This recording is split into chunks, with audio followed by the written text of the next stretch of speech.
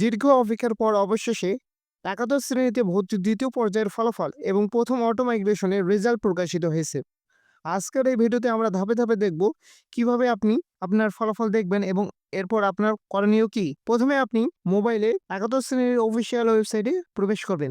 প্রবেশ করার পর এখানে দেখবেন লগ ইন করার জন্য আপনাদের ইউজার আইডি এবং পাসওয়ার্ড দিতে হবে। পাসওয়ার্ড দেওয়ার পর আপনি চলে যাবেন আপনার প্রোফাইলে।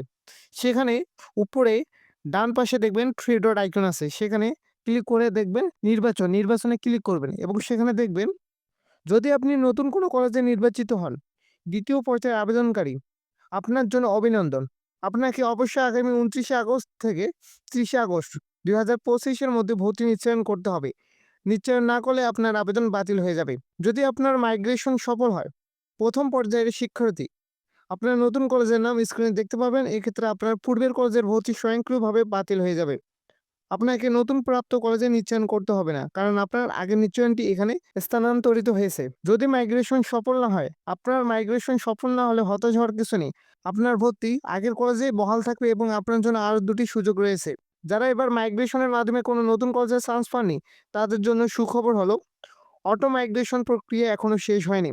দ্বিতীয় মাইগ্রেশনের ফলাফল প্রকাশ করা হবে 3রা সেপ্টেম্বর 2025 তারিখে। চূড়ান্ত মাইগ্রেশন ফলাফল প্রকাশ করা হবে 5ই সেপ্টেম্বর 2025 তারিখে। আপনার পছন্দের তালিকায় থাকা উপরের কলেজগুলোতে যদি আসন খালি হয়, তবে আপনার মাইগ্রেশন এখনো সম্ভব। আশা করি এই ভিডিওটি আপনাদের সব প্রশ্নের উত্তর দিয়েছে। সবার জন্য অনেক শুভকামনা। আপনার ফলাফল কেমন হলো তা নিশ্চয়ই কমেন্ট করে জানাতে ভুলবেন না। ভিডিওটি ভালো লাগলে লাইক দিন এবং আমাদের চ্যানেলটি সাবস্ক্রাইব করে রাখুন। দেখা হবে পরের ভিডিওতে।